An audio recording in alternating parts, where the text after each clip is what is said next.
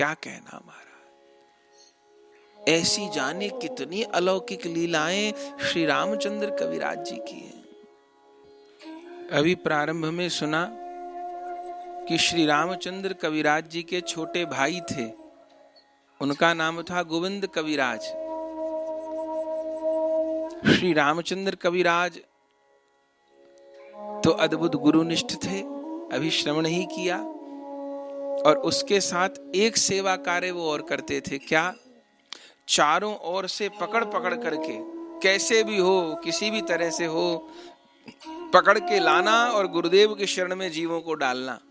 सबका उद्धार हो, सबका कल्याण हो, ये भावना भी रामचंद्र कविराज जी के हृदय में फूट फूट कर भरी थी। जाने कितनों को उन्होंने चरणाश्रय अपने गुरुदेव का प्रदान कराया था। लेकिन उन रामचंद्र कविराज जी के सगे छोटे भाई गोविंद, वह वैष्णव नहीं थे, वह गुरुदेव के शरणागत नहीं थे। क्यों?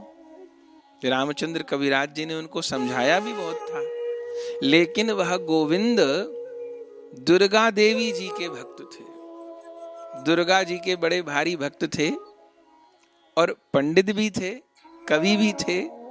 बड़े बड़े पदों की रचना उन्होंने की थी। आज तक बंगाल में उनके बंगला के देवी के पद, स्तुतियां गाई जाती हैं, इतने बड़े थे, बहुत बड़े पद करता हुए गोविंद।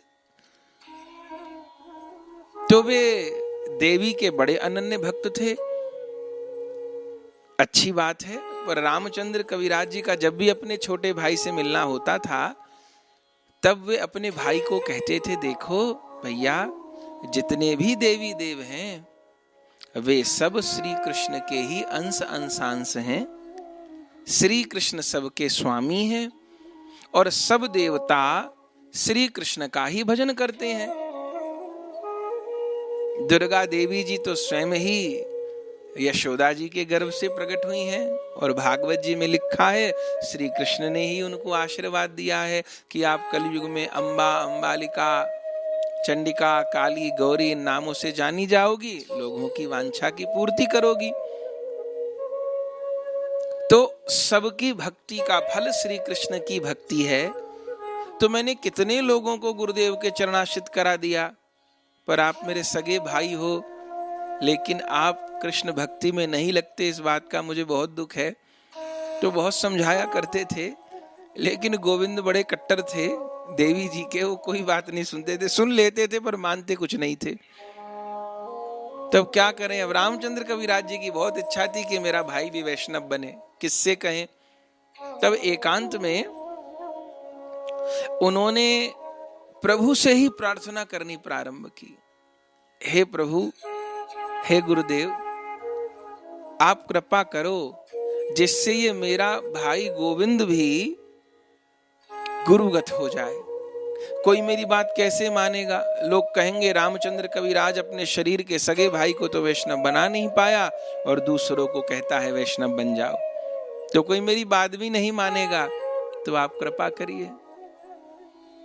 और जब प्रभु से और गुरुदेव से प्रार्थना करने लगे मन ही मन, तब तो लीला होने लग गई। क्या लीला होने लग गई?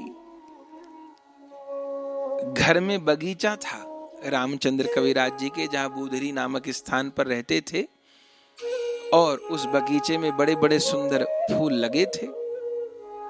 एक बार रामचंद्र कविराज जी उस बगीचे में टहल रहे थे, सुंदर सुंदर फूलों को देखा, और वो सब फूल लगा रखे थे गोविंद ने, और वो भी देवी जी की पूजा के लिए, लाल पीले हरे गुलाबी सब। लेकिन रामचंद्र कविराज की इच्छा होती थी कि ठाकुर जी की सेवा में लगे, पर कोई बात नहीं, जरूरी थोड़ी है कि माला बनाकर गुलदस्ता बना के ही सेवा में लग सकते हैं। अरे उन्होंने फूलों को छुआ भी नहीं, श्री रामचंद्र कविराज जी ने। और मानसिक रूप से जितने बगीचे में फूल लगे थे, छुआ भी नहीं, तोड़ा भी नहीं। देखते देखते उन सारे पुष्पों को मानसिक रूप से श्री कृष्ण को अर्पण कर दिया। सब पुष्पों को श्री कृष्ण अर्पण कर दिया मानसिक रूप से। और ठीक है, अब भक्त तो भावना में ही अपने प्रभु को अर्पण करता है, प्रभु ने स्वीकार भी कर लिए। इधर थोड़ी देर बाद गोविंद आए, उनको तो खबर नहीं। गोविंद आए और उन्होंने फिर पुष्प उतारने प्रारंभ किए अपनी इष्ट देवी दुर्गा जी की पूजा के लिए। डलिया में फूल भर लिए और फिर उन पुष्पों को लेकर के देवी दुर्गा का उत्थापन किया। लेकिन जैसे ही स्नान आदि के बाद में देवी जी को पुष्प चरणों में चढ़ाने लग गए अर्चना करने के लिए, और उसी समय देवी साक्षात प्रकट हो गईं और प्रकट होकर के गोविंद से बोली, नहीं नहीं नहीं नहीं, ये फूल मेरे चरणों में मत चढ़ाओ, मेरे हाथों में दो अथवा मेरे मस्तक पे दो। अब गोविंद को पहले भी दुर्गा प्रकट होती होंगी, दर्शन देती होंगी। गोविंद ने कहा, मां मैं तो रोज चरणों में फूल चढ़ाता हूं, आज आप क्यों मना कर रही हो? मां ने कहा, वत्स तुम्हारे बड़े भाई ने श्री रामचंद्र कविराज जी ने मानसिक रूप से इन पुष्पों को श्री कृष्ण को अर्पण कर दिया है, तो मेरे भी इष्ट तो श्री कृष्ण हैं। अब श्री कृष्ण के प्रसादी फूलों को मैं पैरों में कैसे स्वीकार कर लूंगी? हमको कोई हमारे ठाकुर जी का प्रसाद दे तो क्या हम पैरों में लेते हैं? अरे हाथों में लेते हैं, माथे पे लेते हैं। ठाकुर जी की चरण तुलसी दे तो सिर पे लगाएंगे, माथे में लगाएंगे, हाथों से लेंगे। तो मेरे पैरों में नहीं, ये प्रसादी फूल हैं, या तो मेरे माथे पर अर्पण करो या मेरे हाथों में दो। और ये कहकर के सारे पुष्पों को देवी माँ ने स्वयं अपना आंचल फैलाकर ले लिया। बलिहार बलिहार, अब तो स्पष्ट हो गया कि देवी भी कृष्ण भक्ति करती हैं, कृष्ण भक्ति श्रेष्ठ है। लेकिन महाराज गोविंद की भी अद्भुत देवी भक्ति। इतनी बात बोलने के बाद भी, अब बढ़िया है, थोड़े से में हिल जाए वो निष्ठा कहां। खुद देवी जी ने ये नहीं कहा कि तुम कृष्ण भक्ति करो, इतना बता दिया कि मैं भी कृष्ण भक्ति करती हूं। लेकिन धन्य गोविंद, इतनी बड़ी लीला के बाद भी वो अपनी देवी की भक्ति में अडिग रहे साहब। ठीक है, लेकिन उधर रामचंद्र कविराज जी की प्रार्थना जारी है। प्रार्थना हो रही है तो कमाल तो होना है कहीं ना कहीं, कैसे ना कैसे। एक बार फिर लीला हुई। वह क्या लीला हुई? एक बार घर में कुछ वैष्णव अतिथि आए और विराजमान भये। श्री रामचंद्र कविराज जी विराजमान थे।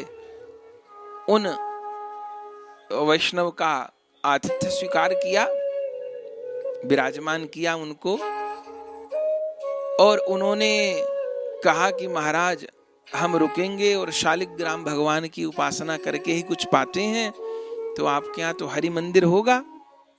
बोले जी जी आप पधारिए। स्नान आदि करके मंदिर में बैठे तो संयोग से गोविंद का भी दुर्गा जी की सेवा करने का वही समय था।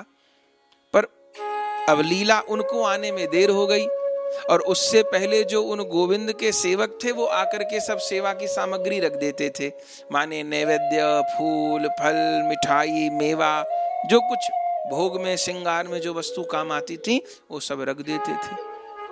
अब गोविंद को तो थोड़ा विलंब हो गया, वो वैष्णव आ गए। अब उनको तो खबर नहीं है सब नैवेद्य थाली में सजा सजा के किसके लिए रखा गया है। अब वो वैष्णव आए, उन्होंने शालिग्राम जी की सेवा की, और शालिग्राम जी की सेवा करे बिना वो कुछ पाते नहीं थे। वो थालियों में भोग रखे थे। उन्होंने वह शालिग्राम जी को स्नान करने के बाद वह नैवेद्य की थाली शालिग्राम भगवान को अर्पण कर दी, तुलसी दल छोड़ करके। और कुछ प्रसाद तो उसमें से ले गए, कुछ प्रसाद वहीं रखा रहा। गोविंद को खबर नहीं, लीला बंसी वाले की। उन गोविंद राज को खबर नहीं। वे गोविंद कविराज आए और थाली देखी तो उनको तो देवी जी की आराधना करनी ही थी। सेवा आदि की उनको पता नहीं है, भोग लग चुका है। चूंकि थोड़ा प्रसाद और तुलसी दल तो वैष्णव लेके जा चुके थे, रामचंद्र कविराज दे चुके थे, रखा हुआ था। अब उन्होंने तो यही समझा ये अमनिया है, अनिवेदित है, देवी जी की उपासना की, और वही श्री कृष्ण का शालिग्राम जी का भोग लगा हुआ प्रसाद देवी जी को अर्पण कर दिया। जैसे देवी जी को अर्पण किया, अरे देवी जी आज फिर प्रकट हो गई और बड़े चाव से वह मिठाई, मेवा, फल, दूध सब पाने लग गई। प्रकट होकर के, ऐसा पहले नहीं पाया था कभी उन्होंने, प्रकट होके पाने लग गई। गोविंद को लगा कि आज मां बड़ी रुचि से पा रही है, लगता है मुझे वर देंगी, बड़ी राजी हैं। हाथ जोड़ के पूछे, मां आप बहुत प्रसन्न हो रही हो, बहुत प्रेम से पा रही हो। मां ने कहा, हाँ पुत्र, तूने जैसा आज भोग लगाया ऐसा कभी भोग नहीं लगाया। क्यों मां, आज भोग में क्या विशेषता है और पहले क्या विशेषता नहीं थी? तब देवी भवानी ने गोविंद कविराज को कहा, पुत्र तू इससे पहले हमेशा अमनिया भोग लगाता था, माने सीधे सीधे मुझे भोग लगाता था। अरे मैं अमनिया नहीं खाती, मैं भी तो वैष्णव हूं ना, वैष्णवी देवी हूं, मैं वैष्णो देवी हूं। मैं कभी अमनिया नहीं खाती, मैं सदैव श्री कृष्ण का प्रसाद ही पाती हूं। अमनिया पाके मुझे बिल्कुल सुख नहीं मिलता, भक्त चढ़ाए तो जबरदस्ती की बात है। मुझे तो श्री कृष्ण का प्रसाद पाके ही तृप्ति मिलती है। आज पहली बार तूने मुझे तृप्त किया, मुझे प्रसाद दिया, मैं बहुत सुखी हूं। और अब की बार, अब पहली बार फूल की लीला में मां कुछ बोल के नहीं गई, पर अब की बार इतना कह गई, अब तू रोज मुझे कृष्ण प्रसाद ही अर्पण किया कर, और देख मेरी भक्ति पूरी हुई, अब श्री कृष्ण की ही उपासना कर। हम सब देवी देव श्री कृष्ण की ही उपासना करते हैं। अब तो स्पष्ट संकेत दे दिया देवी ने। गोविंद कविराज जी को मान लेना चाहिए था, पर उनकी निष्ठा भी धन्य साहब, इतने पर भी उन पर असर नहीं हुआ, उन्होंने देवी की भक्ति नहीं छोड़ी, इतने पर भी असर नहीं हुआ। कैसी निष्ठा होगी उनकी, असर नहीं हुआ। अब देखो, जब इष्ट देव पहले संकेत करते हैं, अनेक बार संकेत करते हैं, फिर भाग्यवान को आदेश भी दे देते हैं, और न माने ना, तब फिर दूसरा तरीका भी उनके पास, वो करते हैं। अब जब सब काम हो गए, नहीं माने गोविंद कविराज, तब देवी ने प्रतिकूल कृपा की। और क्या कृपा की कि उन गोविंद कविराज को असाध्य रोग हो गया, संग्रहणी का रोग हो गया, और परिणाम ये हुआ कि वह शैया पर पड़ गए और 1-2 महीने में ही शरीर मरणासन्न हो गया, जीवन की आशा छूट गई। वैद्यों ने आकर कह दिया कोई उपाय नहीं है, जीवन की आशा अब नहीं रही। और जैसे गोविंद कविराज को पता चला मेरे जीवन की आशा छूट गई, अब वो तो रात दिन जीवन भर देवी को ही भजा था, देवी जी के ही चरणों में पड़ गए, रो रो करके देवी माँ को मनाने लग गई, माँ मेरे से कौन अपराध हो गया जो मेरे जीवन की हानि हो रही है, माँ कृपा करो, मेरे रोग शोक का नाश करो। लेकिन देवी माँ इस बार नहीं प्रकट हुई। गोविंद कविराज ने बहुत पुकारा, बहुत पुकारा, बहुत पुकारा, तब आखिर में अब की बार स्वप्नादेश देवी का प्राप्त हुआ। और स्वप्न में आकर के देवी भवानी ने क्या कहा, ए गोविंद कविराज, तेरा सब संकट दूर होगा, सब दुख दूर होगा, तू श्री कृष्ण का भजन कर। गोविंद कविराज ने कहा, मां मैं आपकी भक्ति करता हूं, आप कैसी हो जो अपने भक्त को कहती हो दूसरे इष्ट का भजन कर।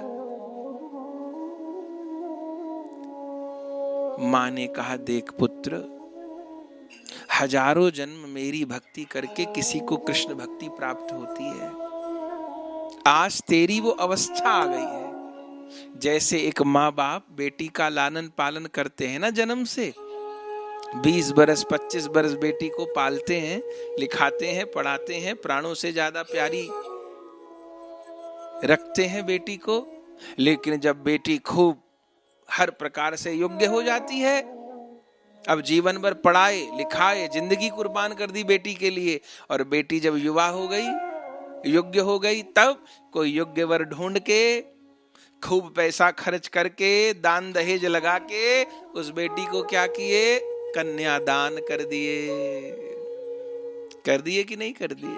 दुनिया में यही होता है ना, खूब बेटी को पढ़ाते हैं लिखाते हैं, उसमें भी तो खर्चा होता है ना, संभाल के रखते हैं, बेटी को लाख बुरी निगाहों से बचाते हैं, और जब वह सब प्रकार योग्य हो गई तब फिर योग्य वर ढूंढते हैं उसके लिए, उसमें कितना परिश्रम होता है। और फिर योग्य वर मिल गया, अपने से भले बड़ी हैसियत का वर ले लिया, ओहो बाप जिंदगी भर की कमाई भी बेटी के लिए खपाने को तैयार हो जाता है, और फिर खूब खर्चा करके दान दहेज देके बेटी का कन्यादान कर देते हैं, विदा कर देते हैं, उसके बाद भी जीवन भर बेटी के घर देते ही रहते हैं। हाँ? ये तो संसार के माँ बाप की बात है।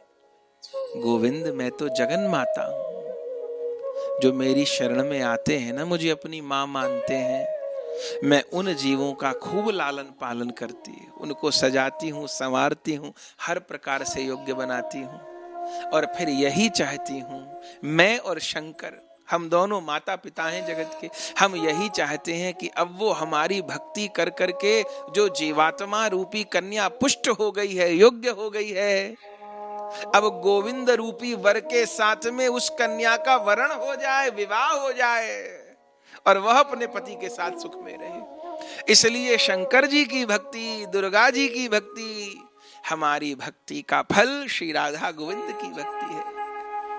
और देखो तुमको जो रोग लगा है ना, ये गुरु अपराध रोग है। वो कैसे? मैंने तो कभी किसी संत वैष्णव के प्रति अपराध तो नहीं किया, भले मेरी निष्ठा आप में थी, कृष्ण भक्ति में निष्ठा नहीं, पर मैंने कभी कृष्ण भक्त का अपराध अपमान तो नहीं किया। माँ बोले अपमान नहीं किया, लेकिन सब बात समझने के बाद भी गुरु दीक्षा न ग्रहण करना। जो 10 नामा अपराध हैं उनमें एक नामा अपराध ये भी है, गुरु अवज्ञा।